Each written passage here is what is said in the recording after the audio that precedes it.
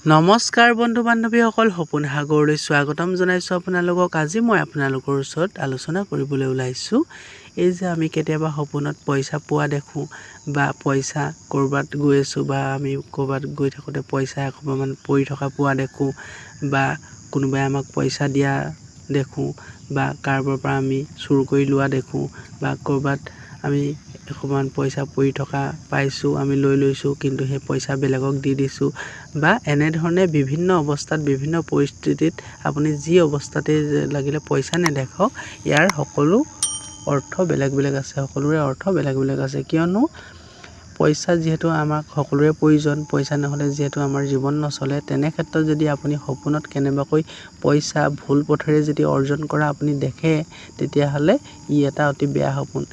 আমি যদি একেটা সপোনতে যদি পইচা বিভিন্ন মাধ্যমেৰে উপাৰ্জন কৰা দেখোঁ, যদি আপুনি কিবা ভাল কামৰ দ্বাৰা পইচা অৰ্জন কৰিছে, আপুনি যদি নিজে কিবা চাকৰি কৰিছে তাৰ পৰা আপুনি দৰমহা পোৱা দেখিছে বা আপুনি আজিলৈকে চাকৰি কৰা নাই কিন্তু আপুনি ক'ৰবাৰ মানুহে আপুনি কিবা এটা কাম কৰি দিছে, তাৰ ফলত যদি বিনিময়ত যদি আপোনাক পইচা দিছে, এনেধৰণৰ সপোনৰো অৰ্থ বেলেগ। আজি মই আপোনালোকক সকলো সপোনৰে কেনেধৰণৰ অৰ্থ থাকে, আমাৰ আহিবলগীয়া ভৱিষ্যতত আমি ইয়াৰ কিহৰ সংকেত পাওঁ, সকলো কথা আলোচনা কৰিম। যদি আপুনি কেনেবাকৈ ভুল পথেৰে যদি পইচা অৰ্জন কৰিছে, তেতিয়াহ'লে এটা কথা নিশ্চিত হ'ব, ভুল পথ মানে আপুনি যদি ক'ৰবাৰ পৰা চুৰ ডকাইতি কৰি পইচা লৈছে বা কাৰোবাৰ পৰা দাবী ধমকি দি যদি আপুনি পইচা অৰ্জন কৰিছে, তেতিয়াহ'লে এটা কথা নিশ্চিত হ'ব যে আপোনালোকৰ আহিবলগীয়া দিনকেইটাত পইচাৰ লৈ কিছু সমস্যাত আপুনি পৰিব পাৰে। আপোনাৰ আৰ্থিকভাৱে আপুনি দুৰ্বল হ'ব পাৰে বা আপুনি কিবা জালতো পৰিব পাৰে। কিয়নো আপুনি যিহেতু ভুল পথেৰে পইচা অৰ্জন কৰা সপোনত দেখিছে আৰু যিহেতু প্ৰত্যেক সপোনৰে একোটা যিহেতু অৰ্থ থাকে, ঠিক তেনেধৰণে পইচাৰ ক্ষেত্ৰতো আমাৰ বহুতো অৰ্থ থাকে। যদি আপুনি কেনেবাকৈ ভুল পথেৰে পইচা অৰ্জন কৰা দেখিছে, তেতিয়াহ'লে আপোনাৰ হয়তো কিবা আহিবলগীয়া দিনকেইটাত পইচাৰ লৈ কিছু সমস্যাত আপুনি পৰিব পাৰে। পইচা আপোনাক বহুত প্ৰয়োজন হৈছে কিন্তু আপুনি ক'ৰবাৰ পৰা পোৱা নাই, এনেধৰণৰ হ'ব পাৰে। আৰু আপোনাৰ কাৰোবাৰ লগত কাজিয়া পেচাল হ'ব পাৰে পইচাক লৈ। মানে যদি আপুনি ভুল পথেৰে কেনেবাকৈ অৰ্জন কৰা দেখিছে বা কাৰোবাৰ পৰা কাজিয়া কৰি পইচা লৈছে, এনেধৰণে হ'লে আপোনাৰ আহিবলগীয়া দিনকেইটাত আপোনালোকৰ পইচা লৈ অকণমান অসুবিধা হ'ব পাৰে। সেয়েহে অলপ সাৱধানে থাকিব আৰু অলপ সাৱধানে থাকি পেলাই যি আপোনাৰ সমস্যা আহিছে, এই সমস্যাৰ পৰা মুক্ত হ'বলৈ চিন্তা কৰিব। আৰু যদি আপোনালোকে কেনেবাকৈ সপোনত নিজৰ কামৰ দ্বাৰা পইচা অৰ্জন কৰা দেখিছে, নিজৰ ইমানদাৰীৰ পৰা যদি আপুনি পইচা অৰ্জন কৰিছে বা আপুনি কাৰোবাক কিবা এটা কাম কৰি দিছে, তাৰ বিনিময়ত তেওঁ যদি আপোনাৰ ওপৰত খুচ হৈ পেলাই যদি পইচা আপোনাক দিছে বা তেওঁ আপোনাৰ ওপৰত যদি সন্তুষ্ট হৈ যদি বহুত পইচা দিছে, তেতিয়াহ'লে আপোনালোকে এটা কথা নিশ্চিত হ'ব যে আপুনি আহিব লগা দিনকেইটাত কিবা ভাল কাম এটা পাব পাৰে, যাৰ দ্বাৰা আপোনাৰ বহু পইচা ইনকম হ'ব পাৰিব।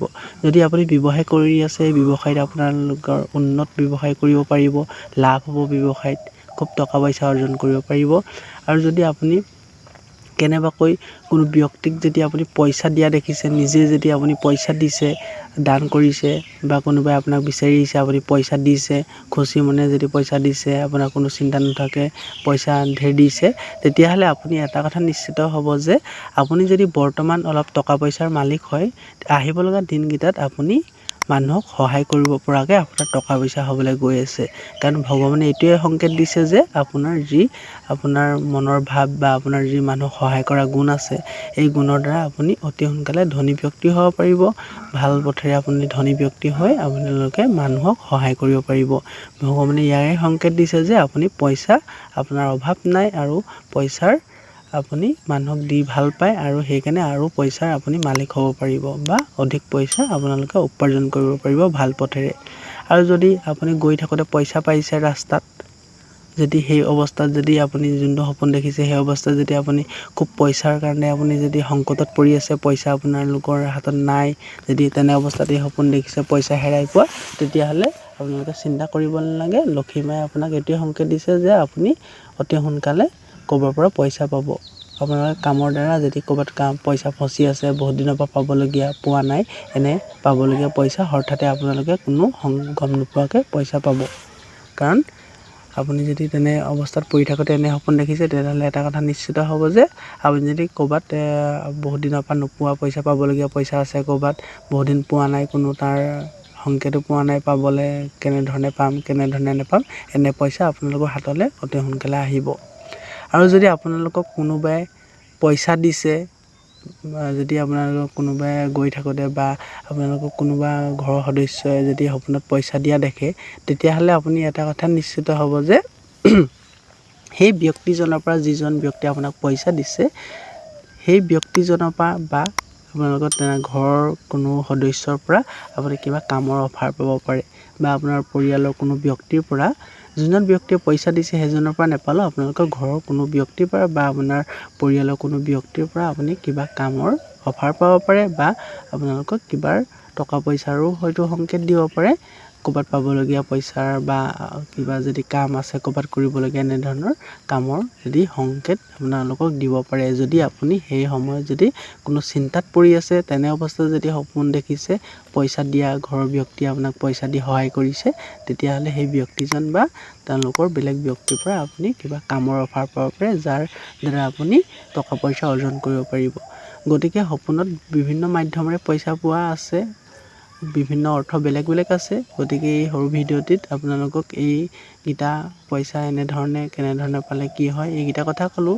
যদি আপোনালোকক কি অৱস্থাত কেনেধৰণে পইচা পাইছে, কাক দিয়া দেখিছে, নে আপুনি ক'ৰ পৰা পোৱা দেখিছে, নে আপুনি ভুল পথেৰে পইচা অৰ্জন কৰিছে, নে ভাল পথেৰে অৰ্জন কৰিছে, কি অৱস্থাত কেনেধৰণৰ সপোন দেখিছে, আপোনালোকে মোক কমেণ্ট কৰি জনাব।